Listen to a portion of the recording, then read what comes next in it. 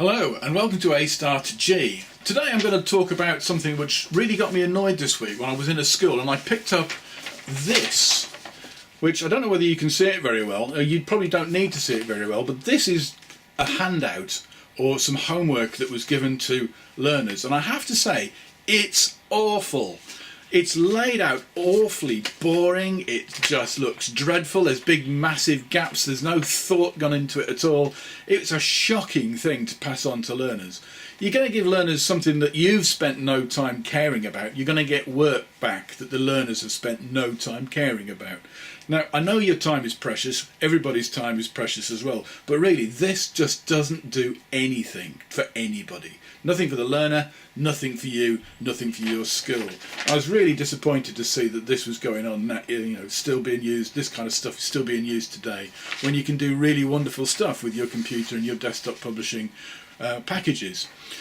Now, I also, in my past, have picked up these kind of things. I like this one. This is a little booklet. It's a 4-page booklet with an insert stapled together on bright coloured paper, really nicely laid out. Got diagrams in it, it's got boxes for the learners to write in, questions for them to consider, suggestions for further study, and also it's got some assessment details as well about where they are and how they are doing when they do the work that's in there, to try and make them realise where they are in the national curriculum. This kind of stuff's great. Now, I know this was probably taken some time to put together, but I think that really we have to up the quality. If it's still going to be turning out quality of this kind of standard, then really this is unacceptable. We've got to move to things which are a lot more presentable, professional and inspiring. Now today I thought what I'd do is I'd just have a little talk about how to turn out booklets like this, because the person who did this didn't know what I was on about when I was talking about booklets and presentation.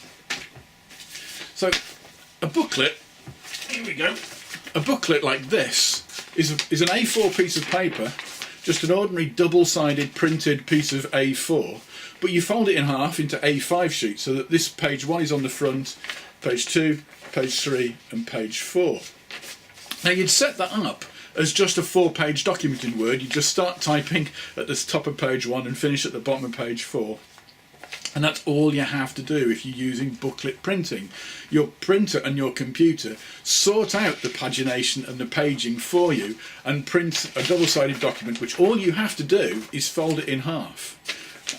Now, with really interesting sort of booklets like that one I just showed you earlier, you can have multiple pages, and the pagination, where it's actually got the pages in the right order and the right sheets of paper, is something that the computer sorts out for you. You shouldn't have to think about where the information is. You just write an 8-page document and press booklet printing in the print part of your program, and it should sort it all out for you. All you have to do is take the double-sided paper, combine it, fold it in half, staple it, and you've got a little 8-page booklet, which is a really nice thing to pass on to the learners.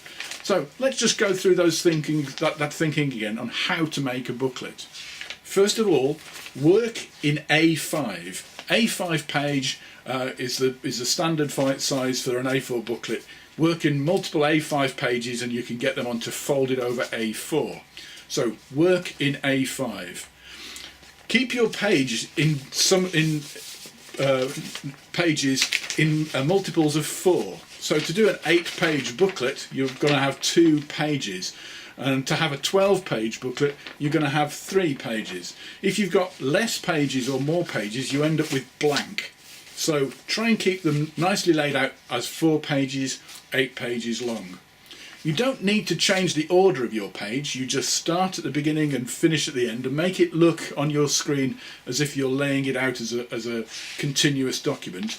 And then you go into printing. Set up the printing so that it prints on A4 paper, on double-sided, and then you should see somewhere on your print options the word booklet printing, and those words are the key words that will tell you that the printer and the computer will sort the rest out for you and will print out the pages in the right order for you to just fold the pages in half. For some reason, PCs do this very easily, and Apple computers seem to have trouble with it. I'm an Apple user and use Apple all the time as my main machine, but I've got a PC as well, and that seems to do printing, booklet printing, a lot easier. In fact, on the Apple, I have bought a little app that does my booklet printing for me, saving my document as a Word document or as a PDF in A5 format, then going into my app and my booklet printing app, and that app prints the booklets out for me. Strange, I don't know why Apple do that. It might be something I'm doing wrong, but PCs just seem to do it straight out the box. Anyway, I hope that's some help. Let's try and see some quality booklets and some quality handouts, and no more of this.